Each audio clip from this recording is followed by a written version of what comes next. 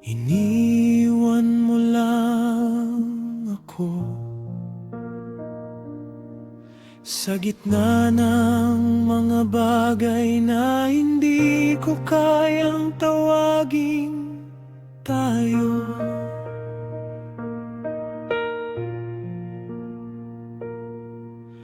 Ako ang pahinga kapag pagod ka ng magmahal ng iba.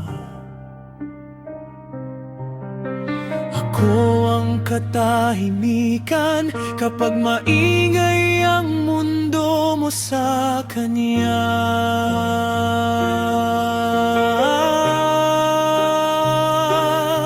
At sa bawat sandaling lumalapit ka, lalo ko nararamdaman kung gaano kalayo ang hindi ko maabot. Tinawag mo akong mahalaga.